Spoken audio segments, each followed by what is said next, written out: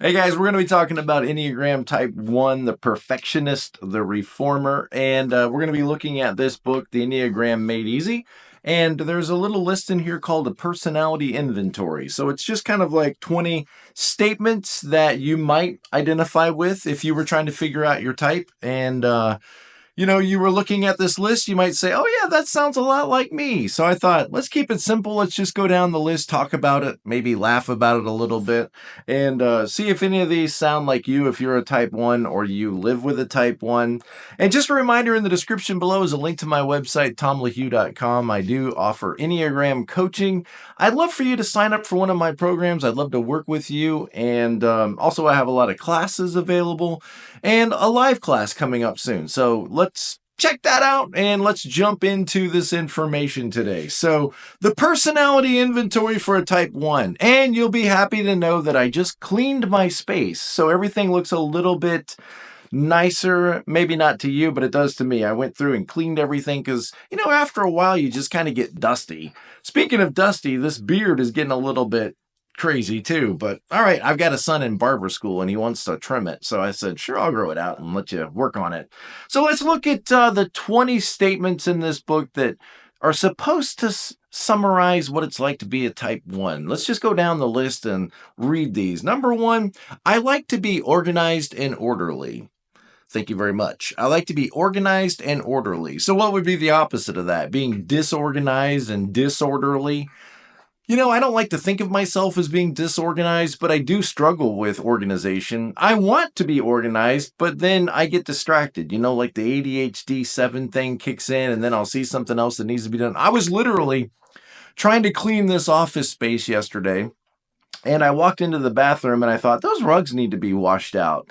Those rugs just start to get kind of old, and so I ended up taking the rugs outside, and I didn't use the right cleaner. I just found some dish soap and put some dishwasher soap on them and got them all hosed up, and then put them outside and hung them on the fence to dry. Of course, it rained all night, so now they're going to be drying for a couple more days. But organized and orderly. Some of us struggle with that. And then I go back and start doing the work that I was originally doing, but it's not definitely the most organized way to do things. And organization has always been challenging for me. I'm the kid that I would try to take notes in class, and then, I would lose the notes. I would forget to bring the folder that the notes go in. Or if I had the notes, I might not be able to read the notes later. So, I appreciate you guys. I need to be friends with you to help me be a little more organized and orderly. Number 2, it's difficult for me to be spontaneous. Spontaneous is just like in the moment, like living in the moment, free in the moment. You see something and you're like, hey, we should totally go do that. Look, there's a taco place. Let's go get tacos. Spontaneous, the opposite would be I want structure. I want a schedule. I want to follow that schedule and stay, you know, on that plan. And spontaneous is kind of the opposite of that. Like, I don't have enough information yet to make a plan. It makes me start to feel anxious trying to make a plan. It's better for me to just kind of go out there and see what happens and go with the flow. Probably sounds awful to you if you're a type 1. Number 3, I often feel guilty about not getting enough accomplished. I often feel guilty. I would say if you're a type 1, especially a 1-wing 2, you probably feel guilty a lot. Like, I should be more, responsible. I should be getting things done. I should be more focused on complying with all the tasks that need to be done, and beating yourself up because you're not getting everything done that you could get done. So I guess, at that point you might say be a little bit more gentle with yourself, a little more 9-wing there, maybe, if you're starting to beat yourself up because you should be getting more accomplished. Number 4, I don't like it when people break the rules. Fair enough. I can respect that. I don't like it when people break the rules either.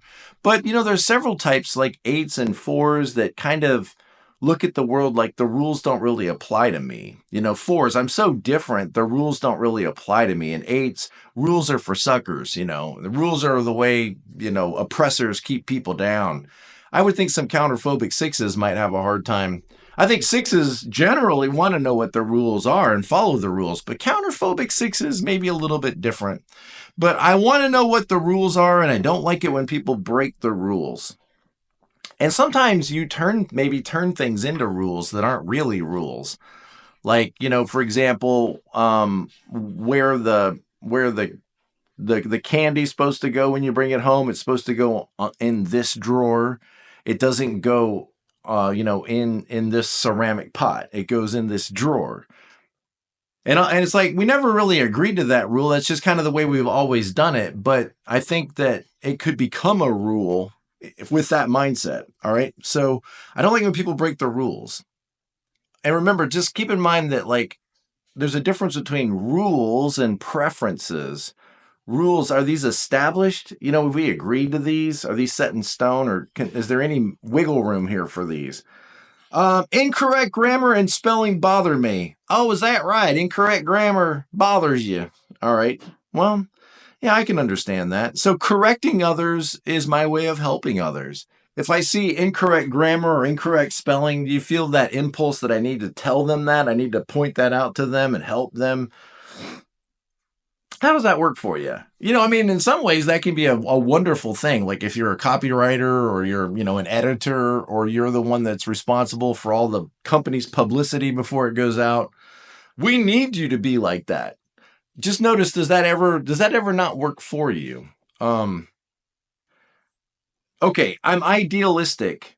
I want to make the world a better place. Good, fair enough. Me too. I think 4s, 7s, and 1s can all agree on that. I think a lot of people can agree on that, but those 3 types are what are called the idealistic or the frustration types. Because when you are very idealistic and you want to improve things, it's easy for you to be frustrated with the way things are, and therefore it can be difficult for you to be present to life because it's hard for you to accept the way things are. Like, for example, with ones I think about like the simple things, the practical things, like the way you fold laundry, for example. I could go in and start folding the laundry and think I'm doing a good job because, I fold it the way my mom folded it. 1, 2, 3, 4. But you may think that no, it's supposed to be 1, 2, 3, 1, 2, 3, 1, 2, 3. And so you fold it in thirds instead of in halves. And then what happens? Probably a disagreement or an argument, or at least frustration happens because you're frustrated I'm not doing it the way you want it done. I'm frustrated because you're not grateful for the fact that I showed up and tried to fold it. And so this could end in me no longer wanting to help you, which could be very problematic because ones often feel loved when their partner is involved in the domestic support of the house. What do I mean by that?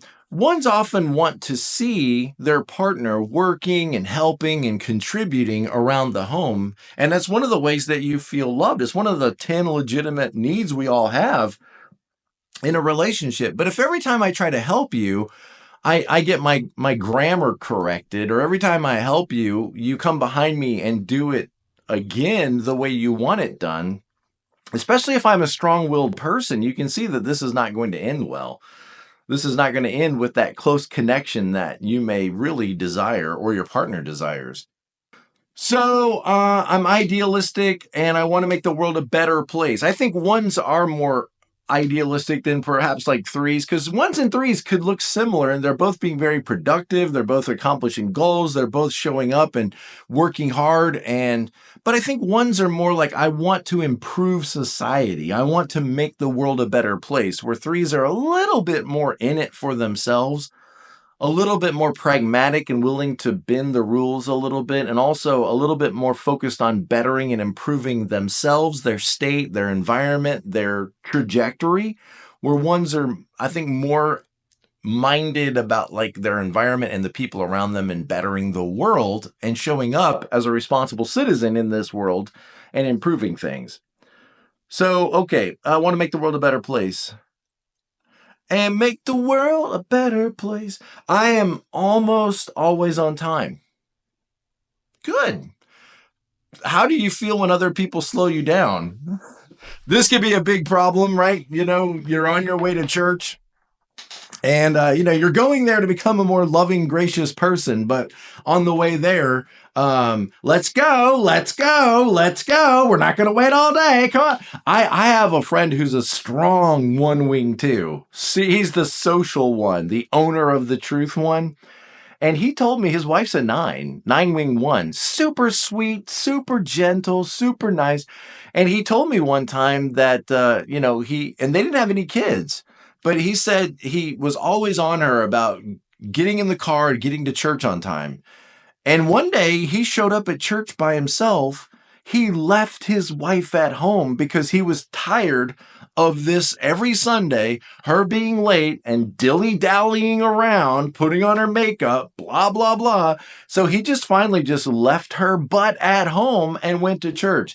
And from an outsider's perspective, like, how twisted is that? How, like, backwards is that you're coming to church, to learn to be a better person, a more loving husband, a more generous person. And you literally, because you want to do the right thing and you want to be good and you want to be on time, you literally leave your wife at home because she needs to learn. And there's no way she's going to learn unless I just leave her sorry butt at home. It's like, wow. It's crazy how sometimes you can end up, you're trying to wear, let's say it this way.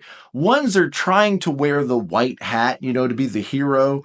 But in that story, nobody's going to think, unless there may be another one, nobody's going to think you did the right thing. Like, literally, you're being a bad husband. You're wearing the black hat. It's so interesting how, like, in your attempt to try to be good, you may actually end up being the villain in the story.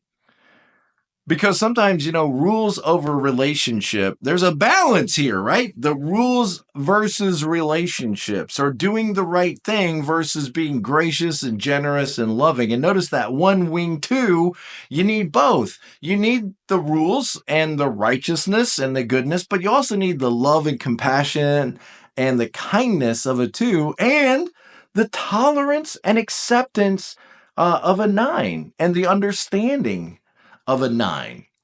And, I just remember that. Obviously I remember it because it popped into my head while I was talking about it. Like, trying to do the right thing, got to get to church on time. Leave your wife at home. She's not ready to go. She's not ready to go. Wow. Okay. And the sad thing is you might be sitting here watching that like, well, what was he supposed to do? What was he supposed to do? Not that. Something other than that. Not that. Not good for your marriage. Okay, so I try to always be on time. Number 8, I hold on to resentment for a long time. I hold on to resentment. You know what resentment is? It's just like this brewing, simmering anger. You might even call it malice. I heard a friend of mine a long time ago, years ago, one of my professors, he defined malice as anger that's stored up for future use. So resentment I think, is one of the real killers in marriage. Think about what the Bible says. Love keeps no records of wrong. Love keeps no record of wrong. That doesn't mean that you're not aware when people do things that they shouldn't do. And you should have boundaries, 100%. You should not let people victimize you, abuse you, or walk all over you. You need to have boundaries. But you also got to balance that with forgiveness, with offloading some of this crap. You can't just go around with the files filled with everybody's mistake, everybody's wrongdoing, everybody the way they, criticized you or were short with you or they didn't follow through on their promises. Like, your hard drive is going to be completely packed in full with everybody else's wrongdoings. What do you think that's going to do to you? What is your outlook going to be on life? You got to start offloading some of that stuff. I think about 7s and 9s, we're probably really naturally good at just offloading things, like just forgetting about it. Like, I don't want to remember it because I don't want to be upset. I don't want to be angry. And I think 9s, they don't want to be angry. They tend to want to be comfortable and peaceful and harmonious. And so if you're remembering everything that somebody's done against you, it's hard to have harmony or peace with all of that, clogging up your hard drive. You don't have any bandwidth left to be open to the relationship. So you might want to check your resentment level. Maybe you need to sit in a posture, and just hum that stuff out of there. Pray, Lord, help me. Jesus, please take the wheel. there's got to be some steps that we can take here to let go of some of this stuff that's backing up and creating all of this mischief between you and the people that you want to love. A great book would be Don't Sweat the Small Stuff. That would be a good book for a one. It's kind of like Nine Wisdom for ones and sixes and the rest of us, but especially that his version on Don't Sweat the Small Stuff in Love. Because you kind of have to decide, like, do I want to be right or do I want to have a relationship? Do I want to be right?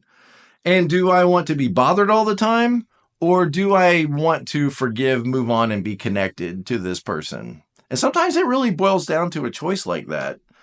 And, if you want to hold on to the resentment because you're right and they're wrong, I guess that's up to you, but it's very hard to have that kind of loving relationship at the same time that you really long for when you got all this bitterness, anger, animosity, frustration, and but you don't know how it's like. You don't know what it's like for me, how I've been treated unfair. Sounds like you just went down to type 4, doesn't it?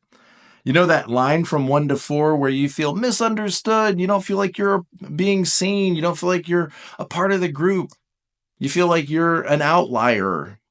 That's not when you're not being bad when you do that. Just notice that's you under stress.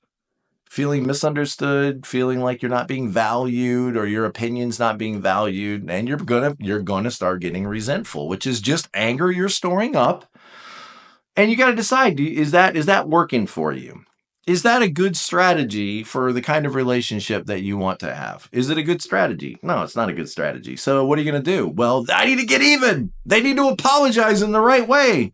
Well, maybe. You could have that conversation with them, but what if they don't? Or what if they just don't understand how to apologize in a way that feels meaningful to you? At some point, you're going to have to let that crap go at some point, whether you get the apology or not, if you're going to maintain a relationship with them. Again, think of like the angry father upset that his daughter got pregnant. And so, he's embarrassed, he's ashamed. And so he casts her out. And he's like, well, no daughter of mine. So he just casts her out. And look, is that the loving thing to do? Is that the kind thing to do? Yeah, but she's been an embarrassment to this family. Or the son, whatever. The son got a girl pregnant. I don't know. Whatever it is. Casting people aside and casting them out because they failed or made a mistake.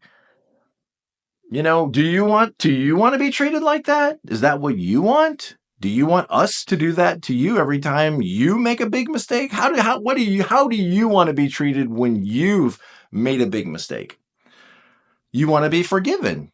You feel awful. You're embarrassed and you want to be forgiven and you want things to be okay. Well, then you've got to demonstrate that and you've got to show that to the people in your life too. You got to turn the porch light on and let the kids know it's okay to come home. You don't have to agree with everything they're doing or everything they've done. You're not giving your permission. You're not saying, I think it's fine that you're living in this way. You don't have to do that.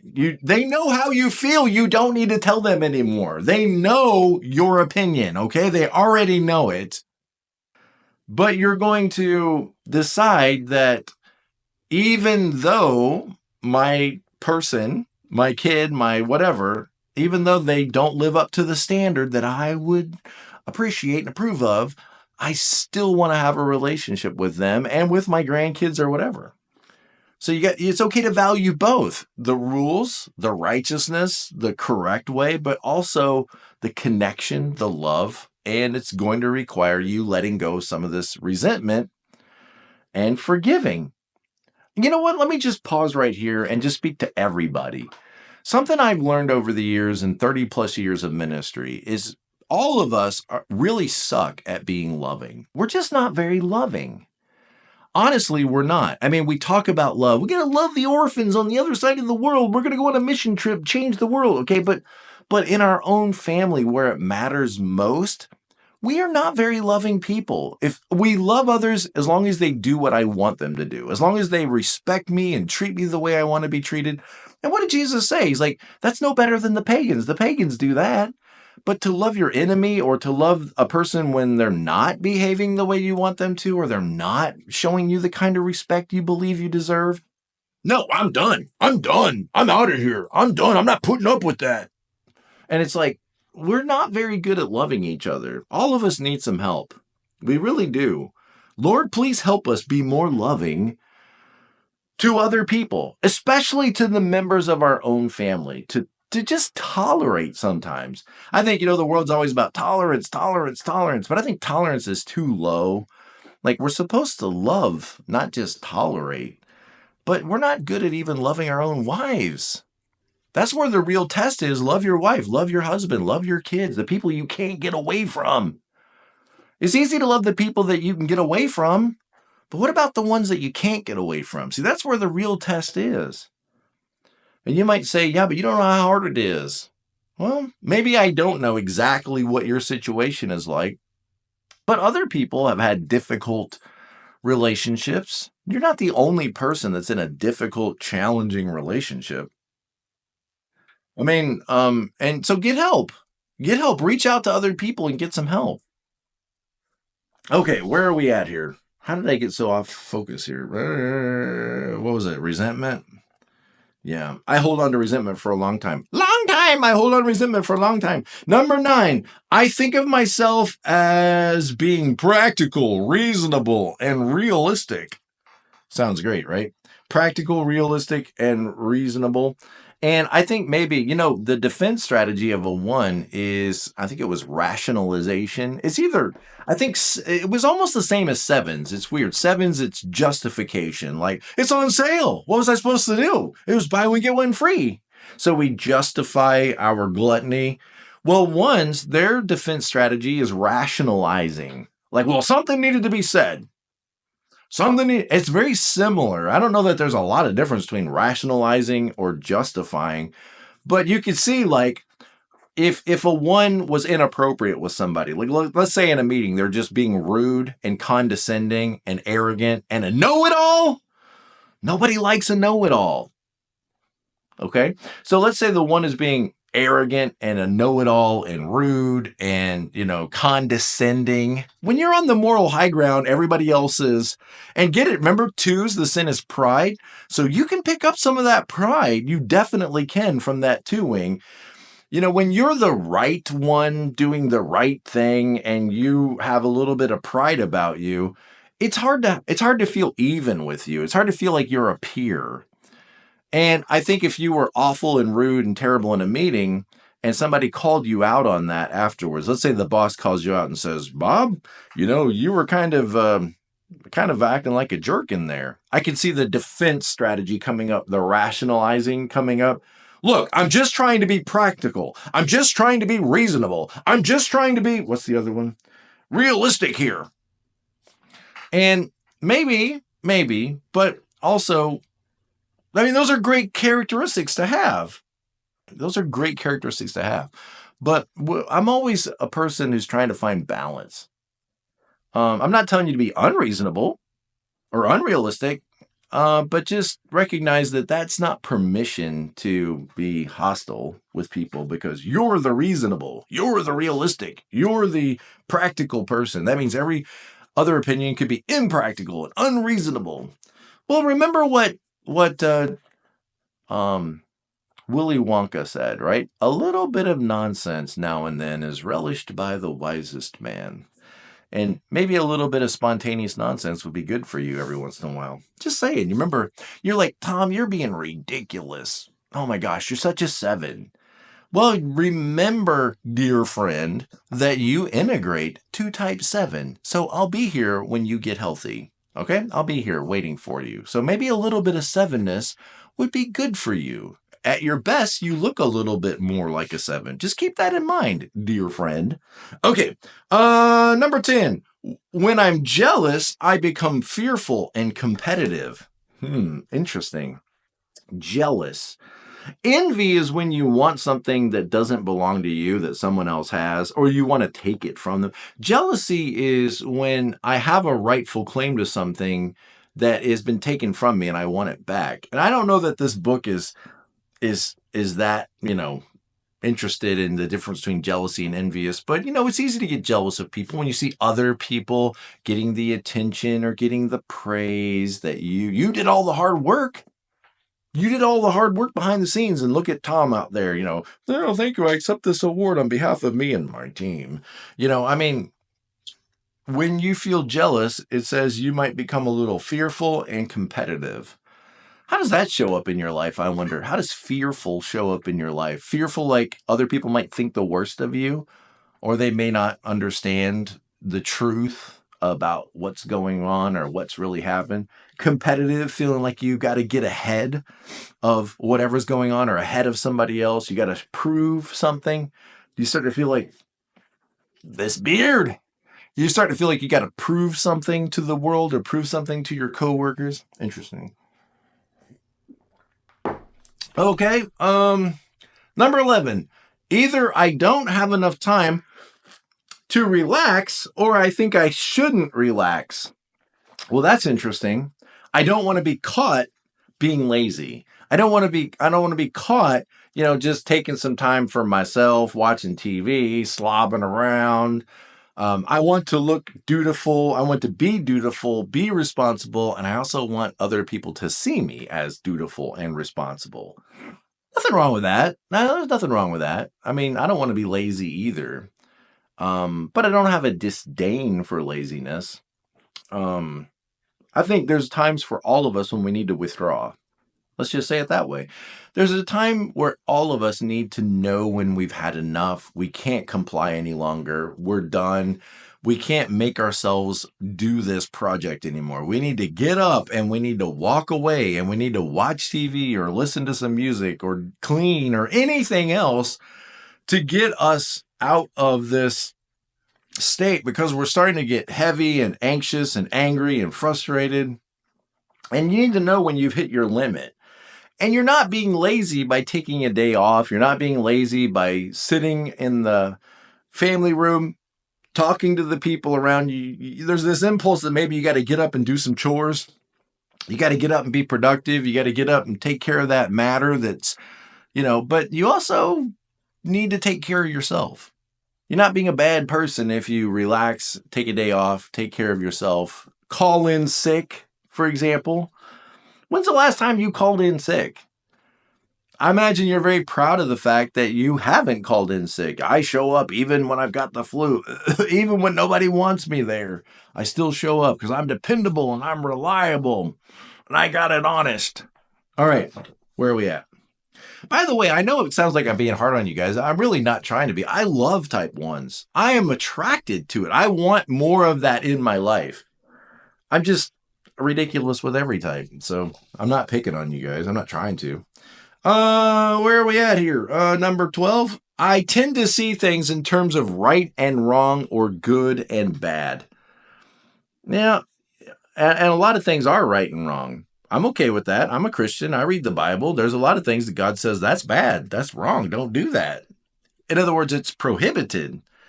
And then there's other things that are prescribed, like go do that. Go make sure you are a giving, loving, kind person. Go take care of those responsibilities. It's just there's a lot of things that are what you might say permissive, like it doesn't matter. Or our preferences. It doesn't matter. It doesn't matter whether you choose red or green. It doesn't matter whether you choose blue or yellow. Just pick whichever one you like and go with it. Make a decision. But you might tend to turn these things into the people, that choose that are choosing it for the wrong reasons, and they need to do it this way because this is the right way. And if you're not careful, your preferences could become rules or guidelines that you and others ought to follow. Okay. I tend to see things in terms of right and wrong, good or bad. What would be the opposite? Well, preferences. And notice right there, type 9 next to you, probably the best type to understand other people's preferences, other people's opinions, other people's perspectives, to try to understand those other perspectives. Like, you know what? I wouldn't do it that way, but it makes sense to Tom. So what do I have a problem with that? Preference.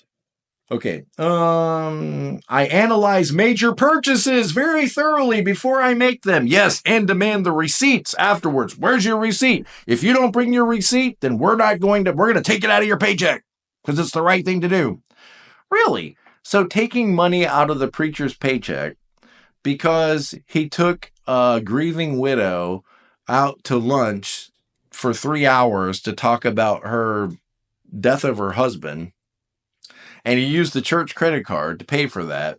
And because he didn't keep the receipt, because he was so focused on ministering to this person that he didn't even care about the receipt. But it's the right thing to do to take that money out of your poor preacher's pocket because he didn't fill out a receipt request. He didn't fill out a receipt form. The receipt Gestapo is here. Why would I tell you that story? Because it's literally happened to me before. A lot of times the finance person at churches are type ones because they're probably the only person that's willing to do it, and thank you for stepping up to the plate. But if you're not careful, you can sometimes prioritize task over people. And yeah, there's a time for financial accountability, financial responsibility, but don't let it destroy your marriage. Please don't let it destroy your marriage. One of the 10 needs we all have in a relationship is for financial stability. In other words, if your finances are volatile, it's very hard to have a loving marriage in that kind of environment because it's a very toxic environment that destabilizes relationships.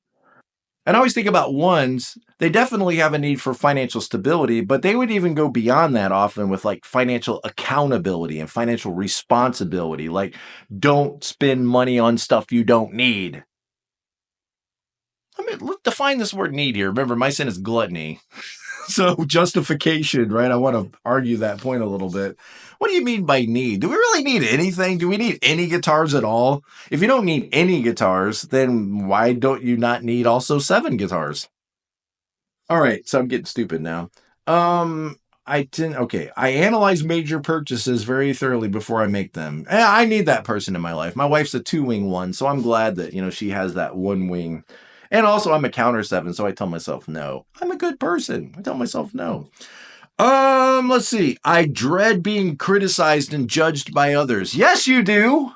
Yeah, you do, because it wakes up the Rottweiler inside you that's going to attack you.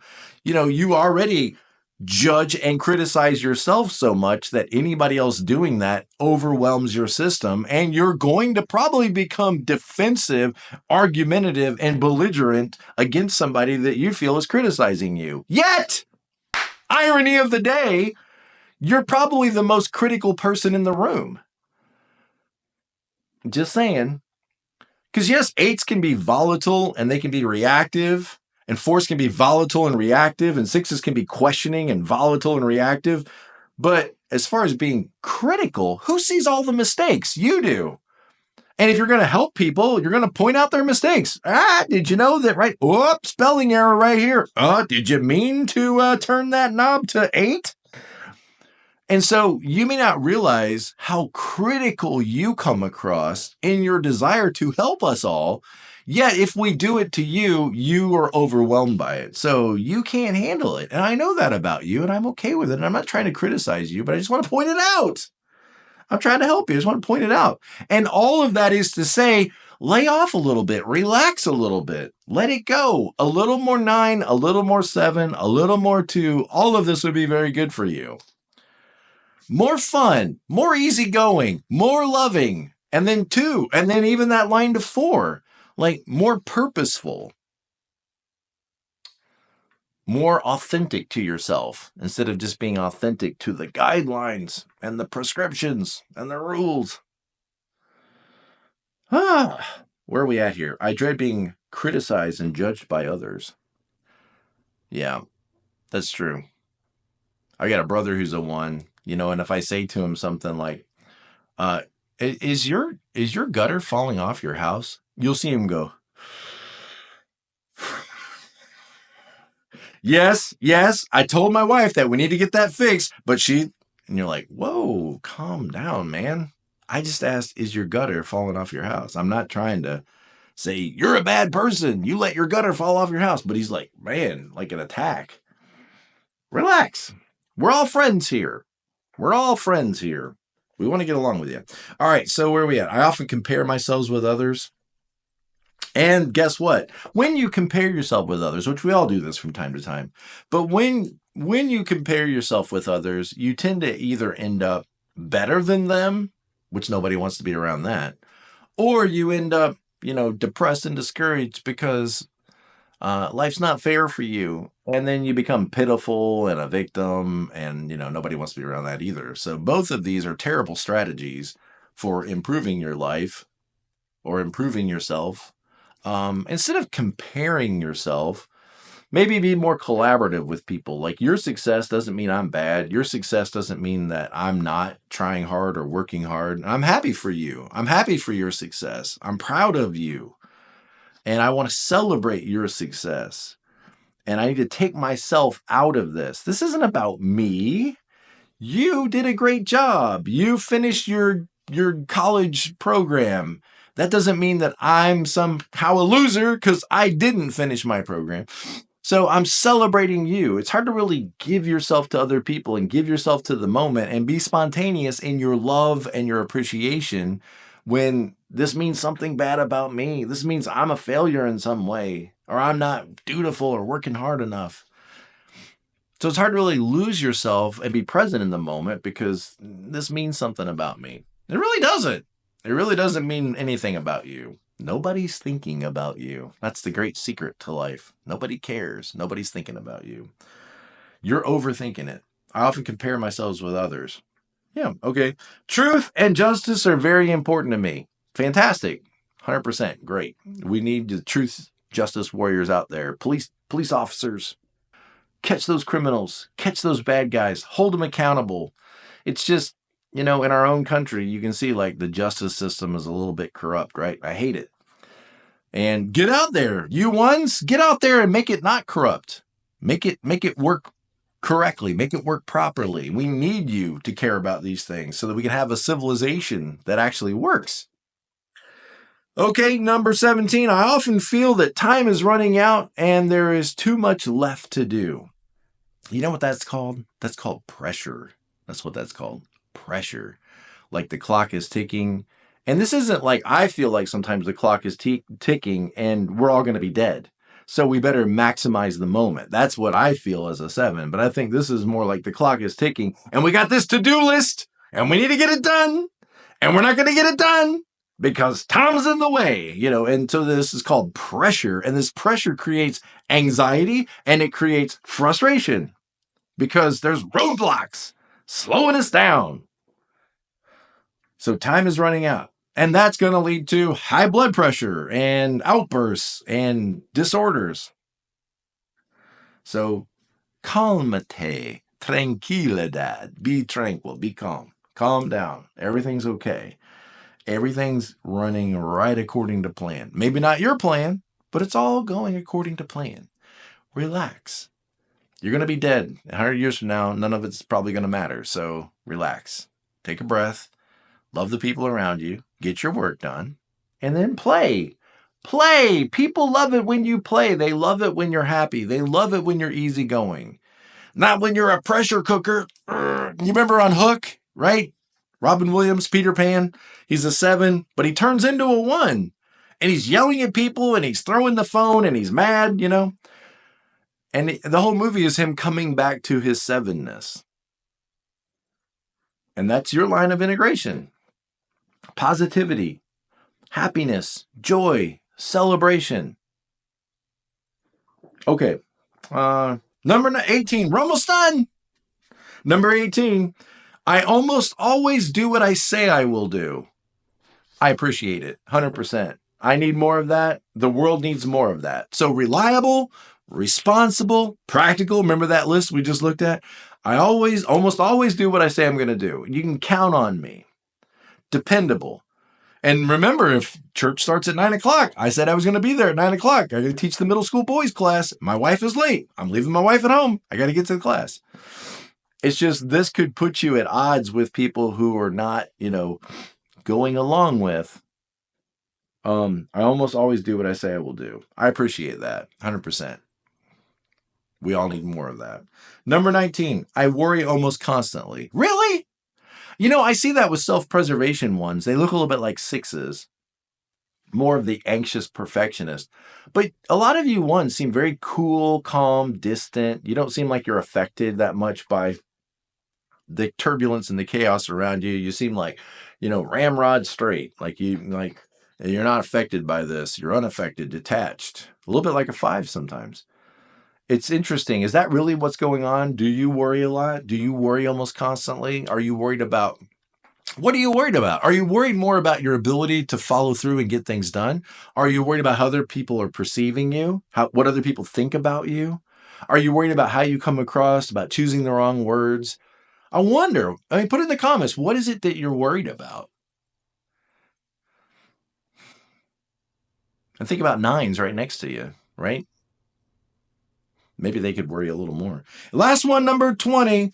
I love making every detail perfect. I love making every detail perfect. I think about that lady, what is it, Maria Kwan or something, or that goes around and like cleans out closets.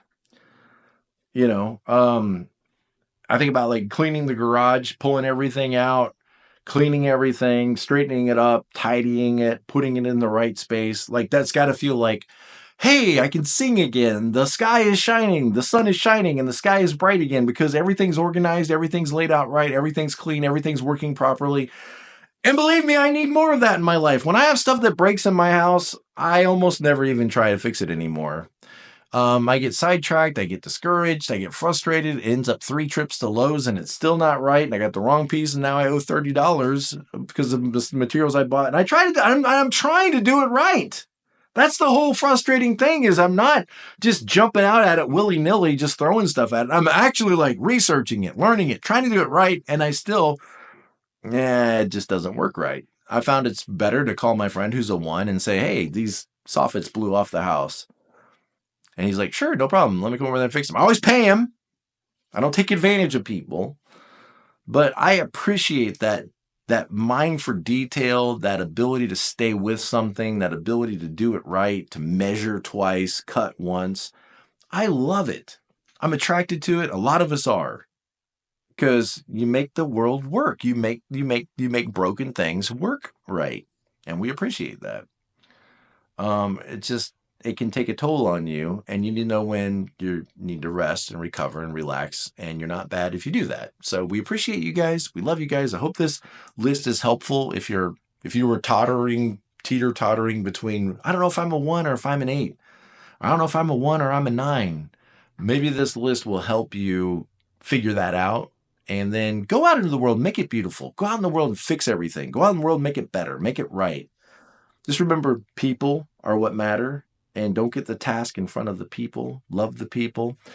Understand other people have different ways of seeing the world or doing things. They're not bad because they have different preferences or they just have a different opinion about things. Try to learn to listen to those opinions a little more and hear other people, value their positions. When somebody tells you the chaos in their life, don't immediately try to fix it. Well, you know what you did wrong here. Let me tell you.